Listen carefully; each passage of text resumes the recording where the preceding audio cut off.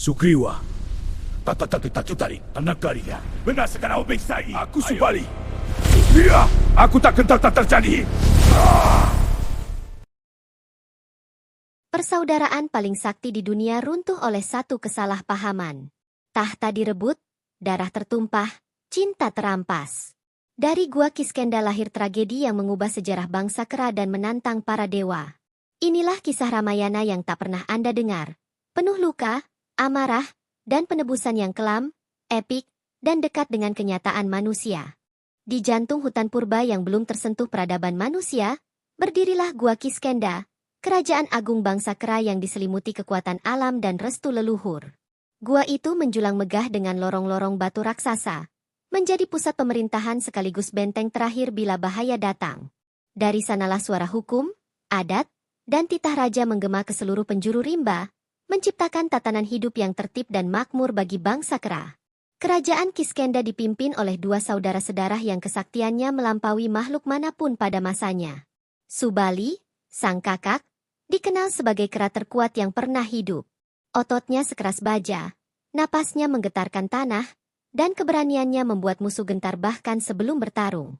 Ia adalah simbol kekuatan mutlak, pelindung negeri yang tak pernah ragu menghadapi ancaman sebesar apapun. Di sisi Subali berdiri Sugriwa, adik kandungnya, yang meski tak segarang sang kakak, dianugerahi kebijaksanaan dan ketenangan hati.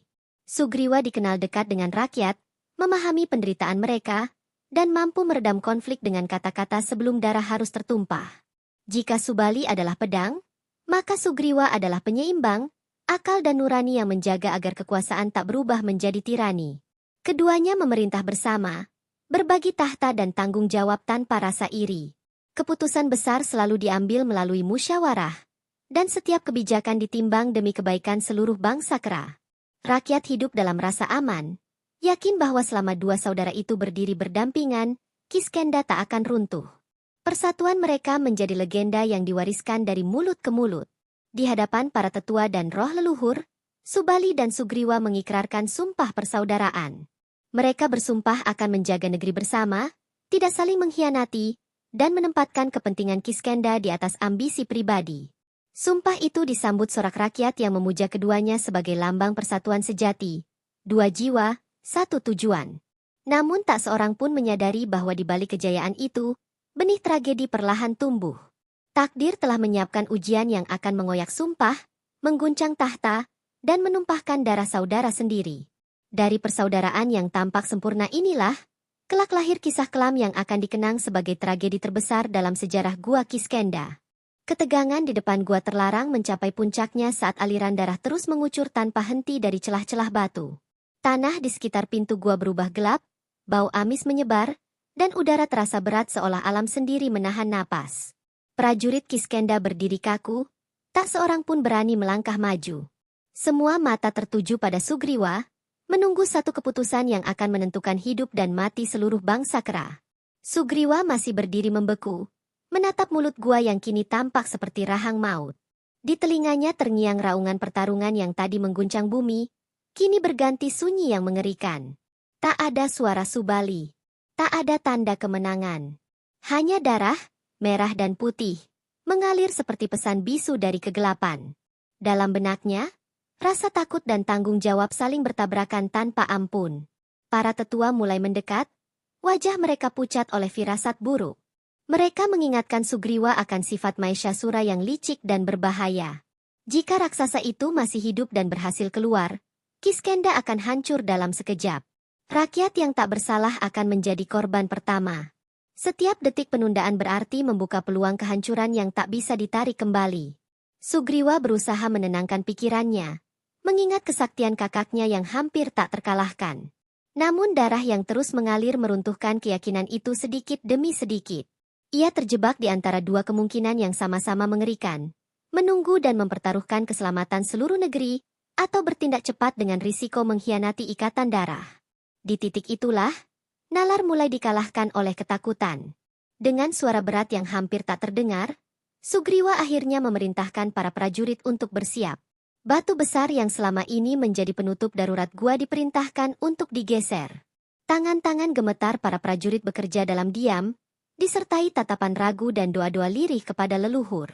Tak seorang pun benar-benar yakin bahwa apa yang mereka lakukan adalah keputusan yang benar.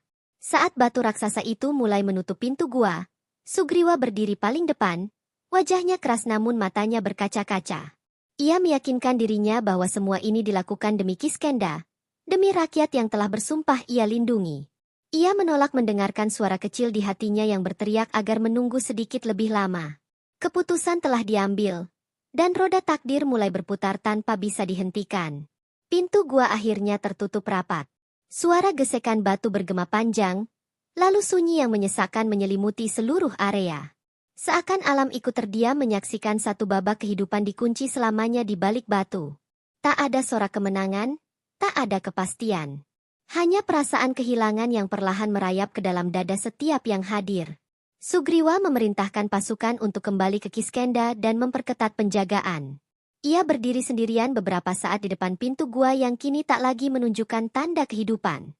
Dalam diam, ia menundukkan kepala, berusaha mengubur rasa bersalah yang mulai tumbuh. Ia percaya bahwa Subali telah gugur sebagai pahlawan, dan tindakannya adalah bentuk pengorbanan terakhir demi negeri. Namun yang tak diketahui Sugriwa dan seluruh bangsa Kera, adalah kenyataan mengerikan yang tersembunyi di balik batu penutup itu. Di dalam gua yang gelap dan pengap, Subali masih hidup. Ia berdiri di antara bangkai Maheshasura, terluka namun menang. Ketika ia mencoba keluar dan menemukan jalan tertutup, amarahnya meledak, menggantikan rasa lelah dan sakit. Di dalam kegelapan gua, Subali mengaum penuh murka. Bagi dirinya, pintu yang tertutup itu bukan sekadar batu, melainkan bukti pengkhianatan paling kejam. Saat itu, benih dendam mulai tumbuh, mengeras, dan menunggu waktu untuk meledak. Tanpa disadari siapapun di luar, persaudaraan yang selama ini menjadi kebanggaan Kiskenda telah terkunci bersama pintu gua, menunggu kehancurannya sendiri. Kiskenda belum lama kembali tenang ketika bumi kembali bergetar dengan cara yang berbeda. Dari arah gua terlarang yang telah ditutup rapat, terdengar dentuman keras berulang kali, seolah batu raksasa dipukul oleh kekuatan yang melampaui nalar. Prajurit penjaga berhamburan dalam kepanikan, menyaksikan batu penutup gua retak perlahan. Tak seorang pun menyangka bahwa dari balik pintu kematian itu, sesuatu, atau seseorang, masih bernapas dan mengumpulkan murka. Dengan satu hentakan dahsyat, batu penutup gua pecah. Dari celah debu dan runtuhan batu, Subali muncul, berlumuran darah, luka-luka menganga di tubuhnya, namun matanya menyala oleh amarah yang mengerikan. Maheshasura telah tewas, namun kemenangan itu tak membawa kelegaan. Yang ia temukan justru pengkhianatan. Dalam pikirannya, hanya satu kesimpulan yang tersisa. Sugriwa telah meninggalkannya untuk mati. Subali mengaum keras. Suaranya mengguncang hutan dan membuat makhluk-makhluk bersembunyi ketakutan. Tanpa menunggu penjelasan, ia melangkah menuju Kiskenda dengan langkah berat penuh amarah. Setiap pohon yang dilewatinya seakan tunduk. Setiap batu bergetar oleh kekuatan dan kebencian yang membara. Dari pahlawan pelindung negeri, Subali berubah menjadi badai penghancur yang tak bisa dibendung. Kabar kebangkitan Subali menyebar cepat ke pusat kerajaan. Rakyat Kiskenda dilanda keguncangan hebat. Antara lega karena sang raja masih hidup, dan takut melihat perubahan yang menyelimuti dirinya. Sugriwa, yang mendengar kabar itu, membeku. Segala ketakutan yang selama ini ia pendam berubah menjadi kenyataan paling pahit. Ia sadar, keputusan di depan gua telah membuka pintu bencana yang tak mungkin ditutup kembali. Subali memasuki istana batu Kiskenda tanpa penghalang. Para prajurit yang dulu bersumpah setia padanya menunduk, tak berani mengangkat senjata. Dengan suara menggelegar, Subali menuduh Sugriwa sebagai pengkhianat, pengecut, dan perusak sumpah darah.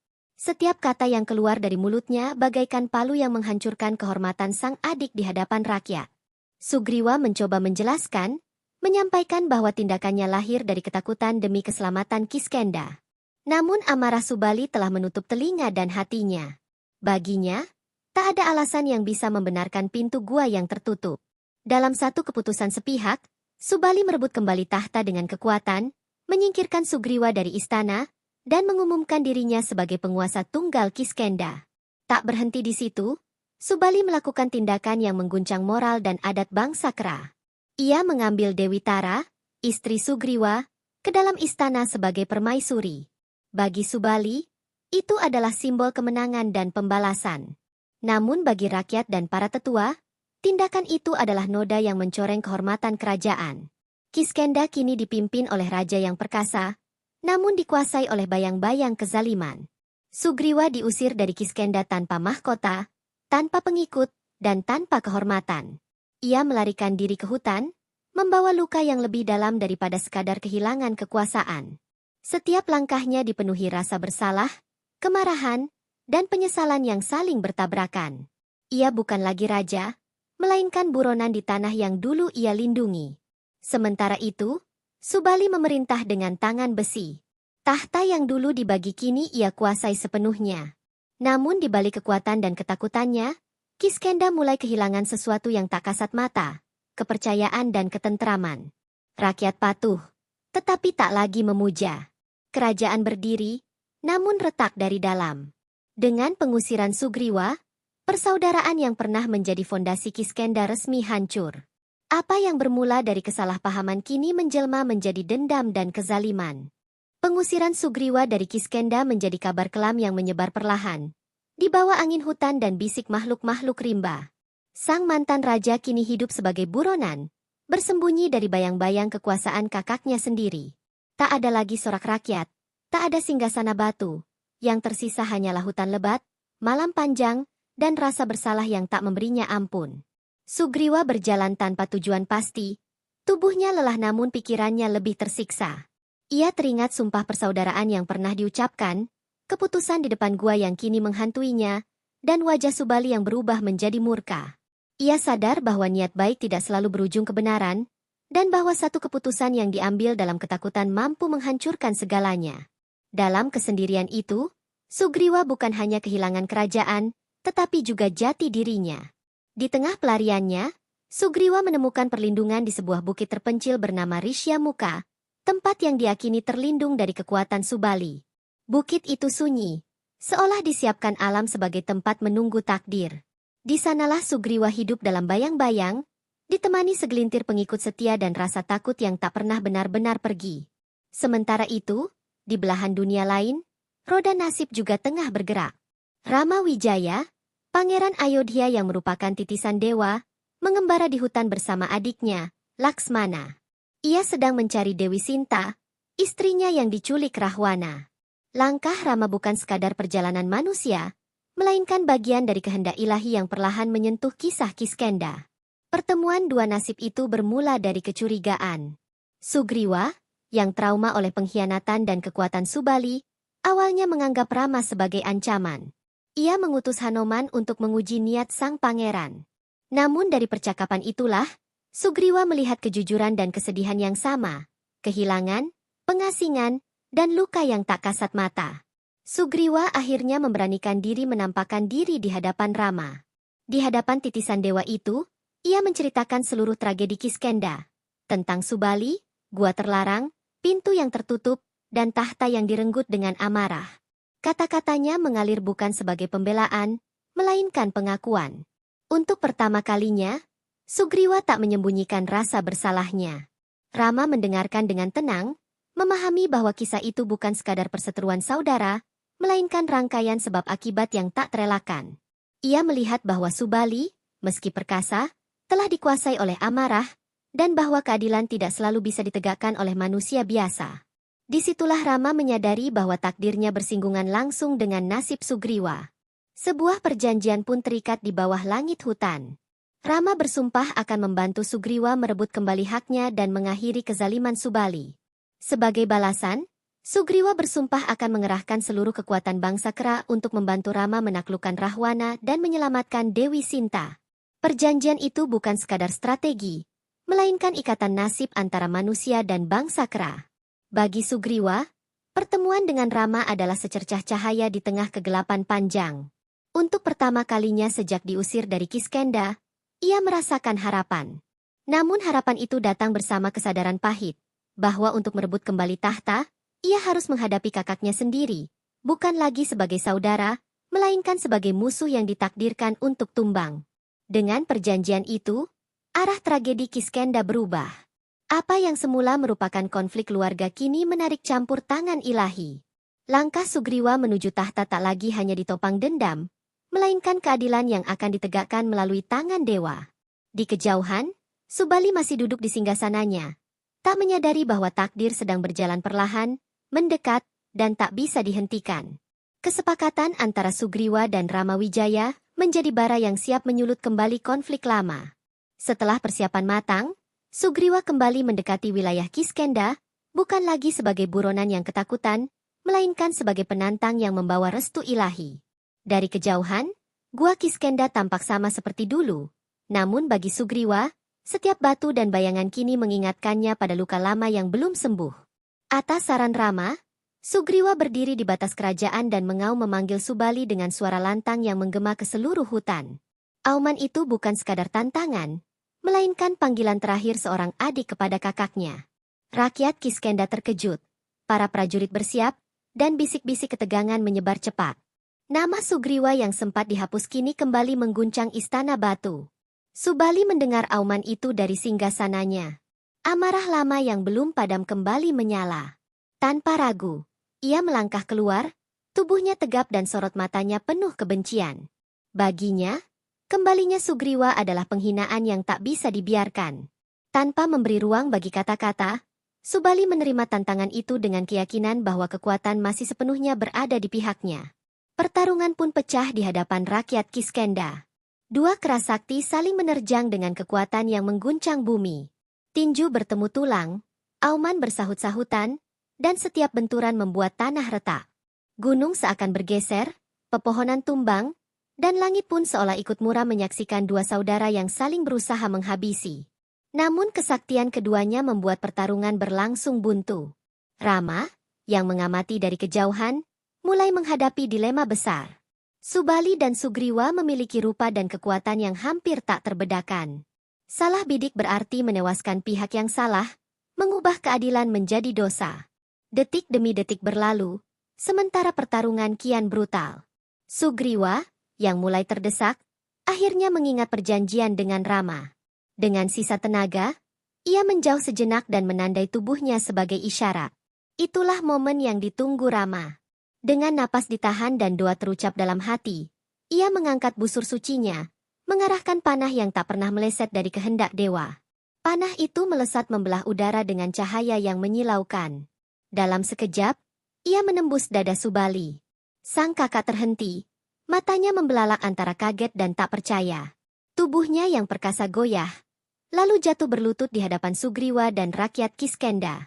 Suara pertarungan mendadak lenyap, digantikan kesunyian yang menusuk. Subali merasakan hidupnya mengalir pergi bersama darah yang keluar dari lukanya. Di ambang kematian, amarahnya perlahan memudar, digantikan kesadaran pahit. Ia menatap Sugriwa dan akhirnya menyadari bahwa dendam telah membutakannya. Dengan suara lemah, ia mengakui kesalahannya. Tentang tahta yang direbut, istri adik yang direnggut, dan persaudaraan yang ia hancurkan sendiri. Rakyat Kiskenda menyaksikan pemandangan itu dengan campuran duka dan kelegaan. Raja yang mereka takuti kini terbaring tak berdaya, sementara raja yang terbuang berdiri dengan mata basah. Tak ada sorak kemenangan. Yang ada hanyalah kesadaran bahwa keadilan selalu menuntut harga yang mahal, dan bahwa darah saudara adalah pembayaran paling pahit. Dengan hembusan napas terakhirnya, Subali menyerahkan nasib Kiskenda kepada Sugriwa dan memohon agar Dewi Tara dilindungi. Setelah itu, matanya terpejam selamanya. Panah Rama telah mengakhiri hidup Subali, sekaligus menutup satu bab kelam dalam sejarah Kiskenda. Namun bagi Sugriwa, kemenangan itu terasa seperti beban yang akan ia pikul seumur hidup. Kematian Subali menyisakan keheningan yang belum pernah dirasakan Kiskenda sebelumnya. Medan pertarungan yang tadi bergemuruh kini dipenuhi bau darah dan bisu yang menyesakan. Rakyat bangsa Kera berdiri terpaku, menyaksikan tubuh raja perkasa mereka terbaring tak bernyawa di tanah yang sama pernah ia lindungi dengan nyawa dan kesaktiannya. Tak ada sorak kemenangan, hanya duka yang menggantung di udara. Sugriwa berdiri tak jauh dari jasad kakaknya. Tubuhnya gemetar bukan karena lelah, melainkan karena beban batin yang menindih dadanya. Ia telah merebut kembali tahta yang dirampas, namun harus membayarnya dengan nyawa saudara sedarah. Tatapannya kosong, seolah masih mencari jalan lain yang seharusnya bisa ditempuh, andai waktu bisa diputar kembali. Sebelum napas terakhirnya benar-benar hilang, Kata-kata Subali terus terngiang di benak Sugriwa. Pengakuan, penyesalan, dan permintaan agar Kiskenda dijaga dengan adil menjadi warisan terakhir sang kakak. Bagi Sugriwa, itu bukan sekadar pesan, melainkan sumpah baru yang lahir dari darah dan kehilangan. Ia sadar, tahta yang akan ia duduki bukanlah hadiah, melainkan amanah yang ditebus dengan tragedi. Jenazah Subali dibawa kembali ke Gua Kiskenda dengan upacara adat yang hikmat. Para tetua memimpin ritual penghormatan terakhir, memanggil roh leluhur agar menerima arwah sang raja dengan segala kelebihan dan kesalahannya. Tangisan rakyat pecah, bukan hanya karena kehilangan pemimpin, tetapi karena mereka menyaksikan sendiri bagaimana persaudaraan bisa runtuh oleh amarah dan prasangka. Dewi Tara, yang selama ini terdiam dalam bayang-bayang konflik, berdiri menatap upacara itu dengan mata sembab. Ia kehilangan seorang suami dan menyaksikan gugurnya seorang raja dalam satu takdir yang sama. Tak ada kemenangan baginya, hanya kehampaan dan masa depan yang tak pernah ia bayangkan. Keberadaannya menjadi pengingat bahwa konflik kekuasaan selalu meninggalkan korban yang tak bersuara.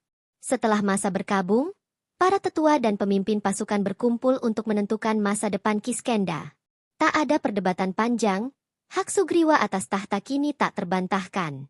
Namun pengangkatan itu dilakukan tanpa perayaan. Sugriwa dinobatkan sebagai raja dengan kepala tertunduk, menyadari bahwa mahkota yang ia kenakan lebih berat daripada sebelumnya. Dalam pidato pertamanya sebagai raja, Sugriwa tidak berbicara tentang kemenangan atau kejayaan. Ia mengakui kesalahan masa lalu, mengingatkan rakyat akan bahaya amarah dan kesalahpahaman, serta berjanji memimpin dengan keadilan dan kerendahan hati. Kata-katanya sederhana, namun syarat penyesalan dan tekad untuk tidak mengulangi kesalahan yang sama. Rama Wijaya menyaksikan penobatan itu dari kejauhan. Ia tahu tugasnya di Kiskenda hampir usai, namun dampaknya akan abadi. Campur tangan ilahi telah menegakkan keadilan, tetapi tak menghapus luka manusiawi yang tertinggal. Bagi Rama, kisah ini menjadi pengingat bahwa bahkan keadilan yang benar pun bisa meninggalkan kepedihan yang mendalam. Di bawah kepemimpinan Sugriwa, Kiskenda perlahan bangkit dari trauma.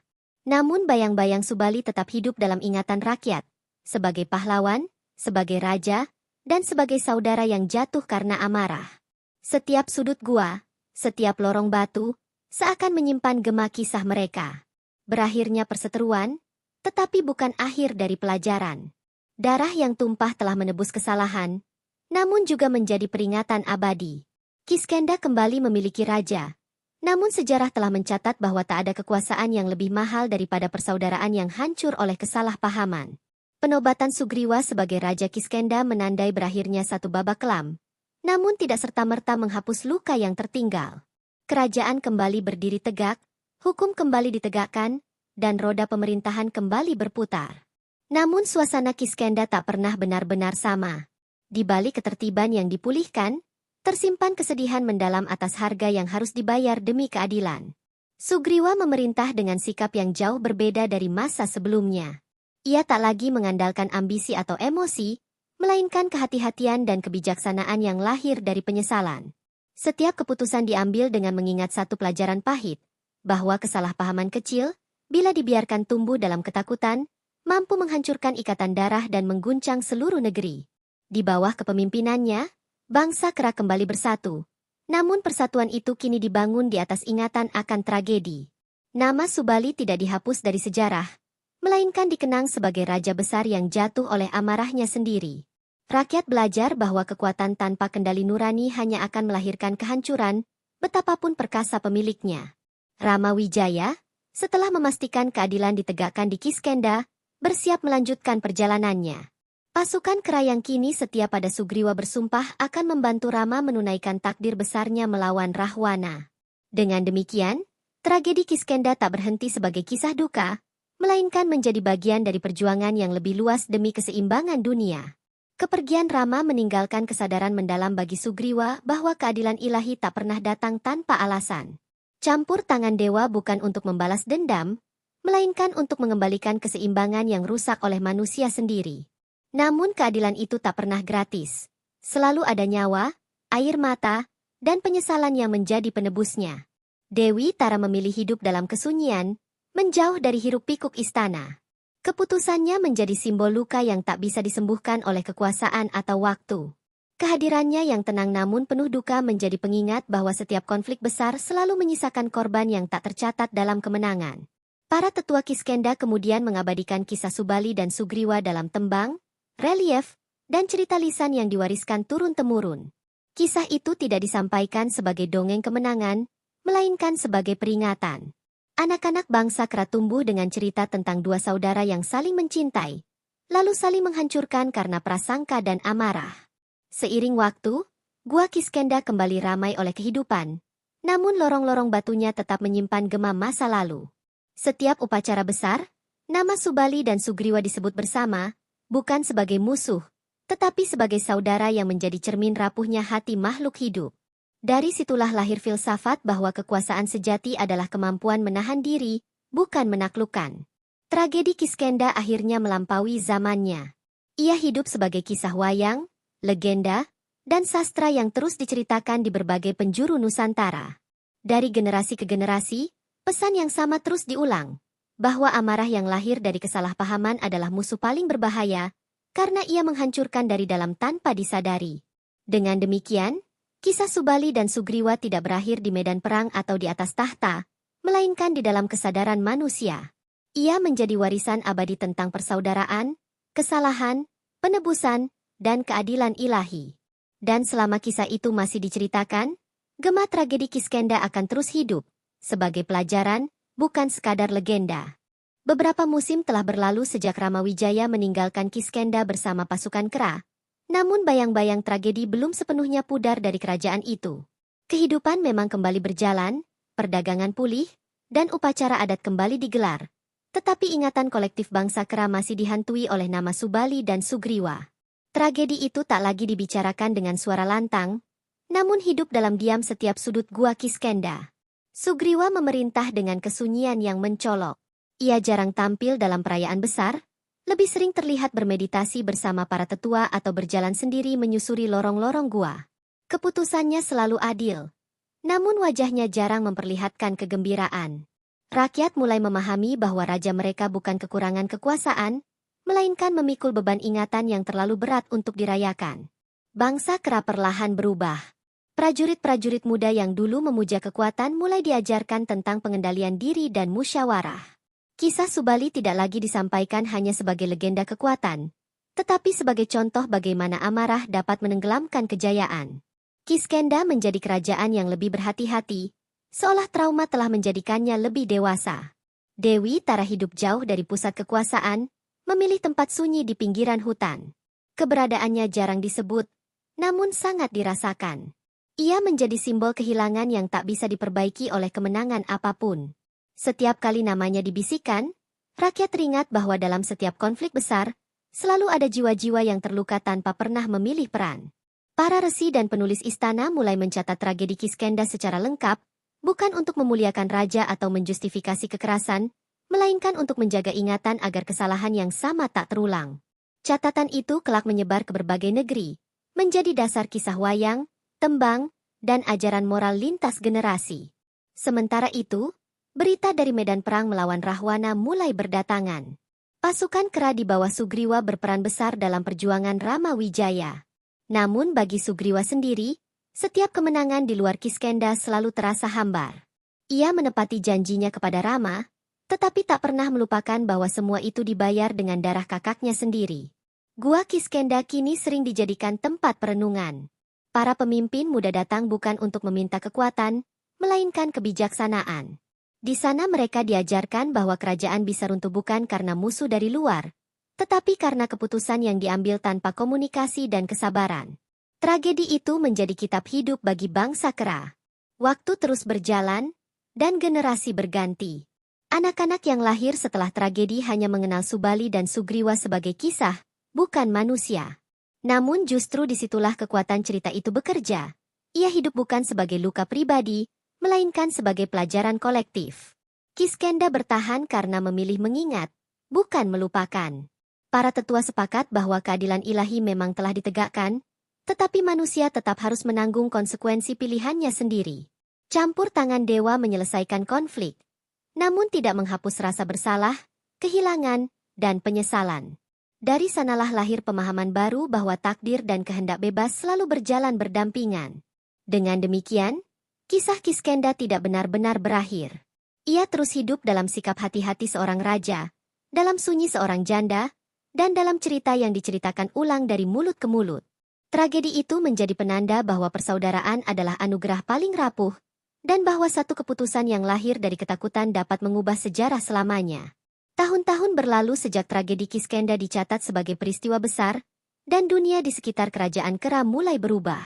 Hutan-hutan yang dulu sunyi kini menjadi jalur pergerakan pasukan dan makhluk dari berbagai negeri.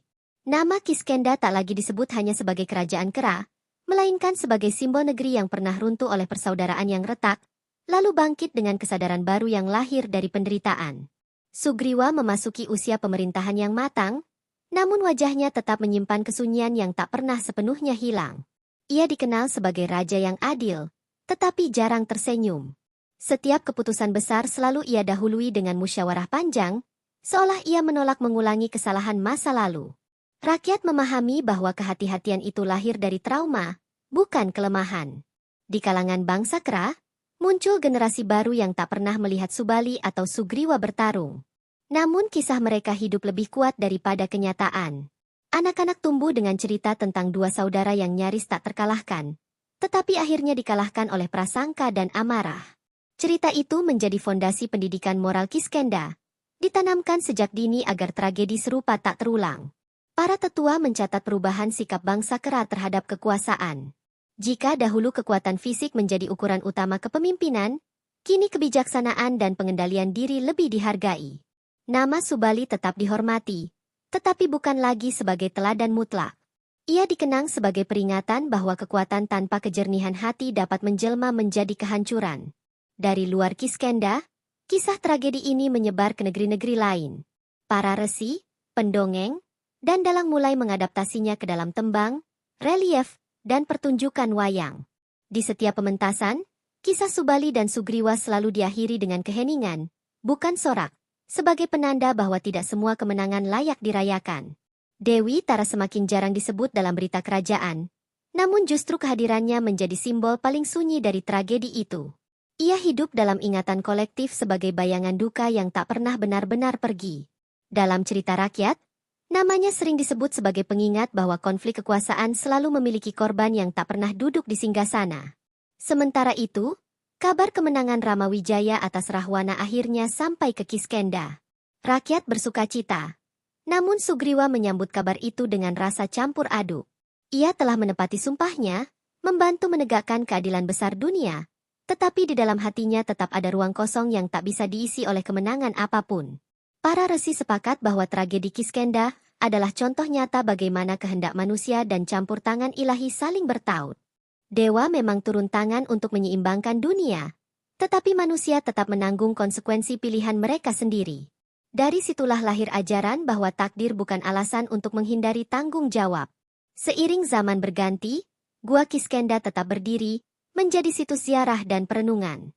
Para pemimpin dari berbagai negeri datang bukan untuk meminta kekuatan, melainkan kebijaksanaan. Mereka ingin belajar dari luka masa lalu, dari kisah dua saudara yang pernah menguasai dunia Kera, lalu kehilangan segalanya karena satu keputusan yang lahir dari ketakutan.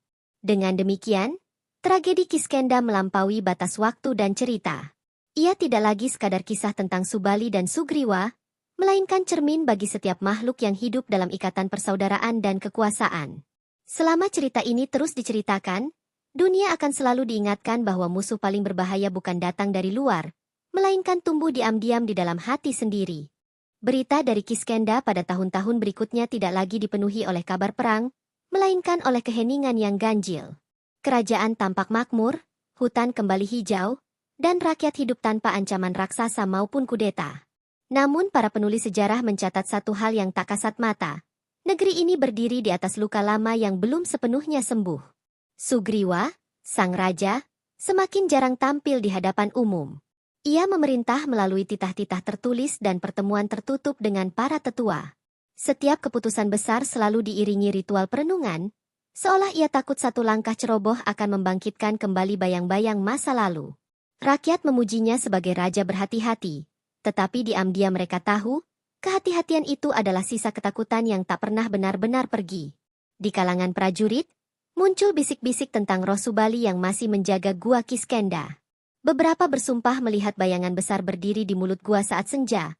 Tidak mengancam, namun mengawasi. Kabar ini menyebar cepat, menimbulkan rasa hormat sekaligus gentar. Seakan alam sendiri menolak melupakan dosa persaudaraan yang pernah terjadi.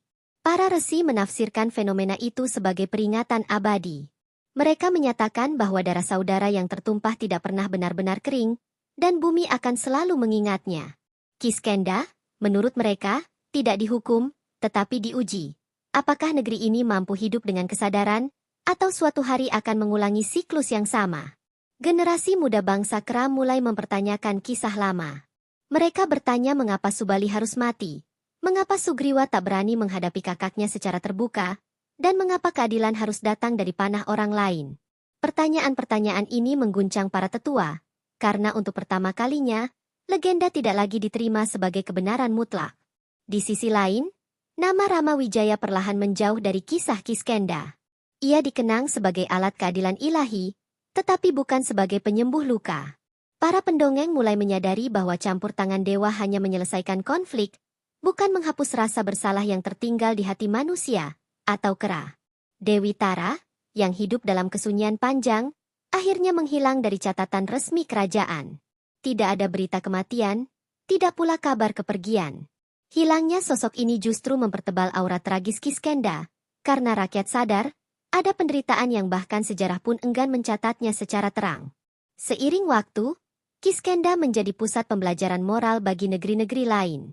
Para pemimpin datang bukan membawa senjata, tetapi membawa kegelisahan mereka sendiri. Mereka ingin tahu bagaimana sebuah kerajaan bisa hancur tanpa diserang musuh, hanya karena kesalahpahaman yang dibiarkan tumbuh tanpa penjelasan. Para penulis sejarah akhirnya sepakat mencatat tragedi ini bukan sebagai kisah kemenangan, melainkan sebagai laporan kegagalan komunikasi dan kepercayaan.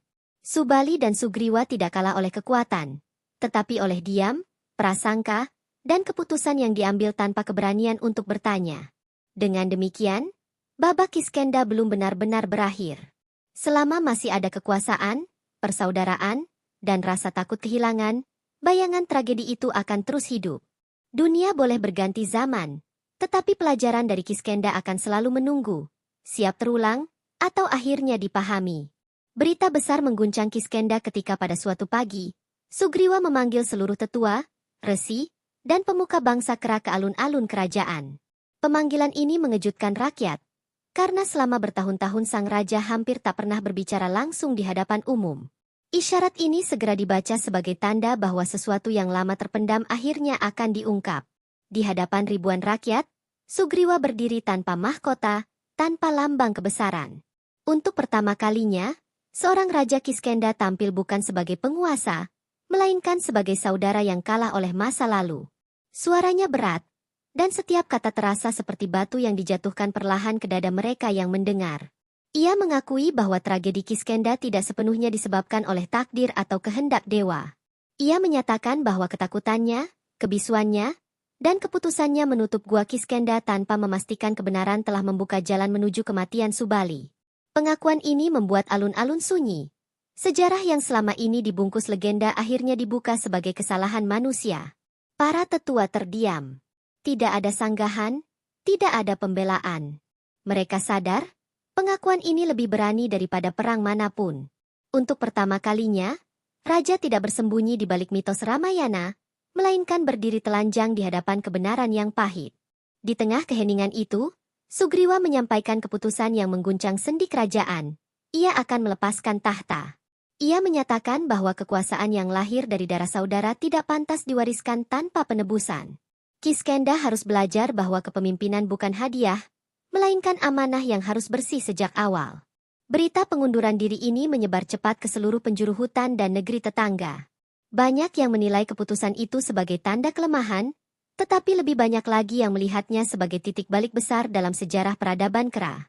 Untuk pertama kalinya, kekuasaan dilepaskan bukan karena dikalahkan, melainkan karena kesadaran. Malam setelah pengumuman itu, para penjaga melaporkan kejadian ganjil di Gua Kiskenda. Bayangan besar yang selama ini sering terlihat perlahan memudar. Tidak ada suara, Tidak ada angin keras, hanya rasa lega yang aneh, seolah alam sendiri menghela napas panjang setelah menunggu terlalu lama. Para resi menafsirkan peristiwa itu sebagai tanda bahwa roh Subali akhirnya menemukan ketenangan. Bukan karena balas dendam terpenuhi, melainkan karena kebenaran akhirnya diakui. Dalam ajaran lama, pengakuan dosa lebih kuat daripada 1000 ritual pemurnian. Kiskenda memasuki masa tanpa raja untuk pertama kalinya. Dewan Bangsa Kera dibentuk untuk memerintah bersama, menandai berakhirnya era kekuasaan tunggal. Sistem ini lahir bukan dari teori, melainkan dari trauma yang telah mengajarkan betapa berbahayanya kekuasaan tanpa keseimbangan. Dengan demikian, tragedi Subali dan Sugriwa mencapai bentuk akhirnya. Ia tidak ditutup oleh kemenangan, tetapi oleh kesadaran.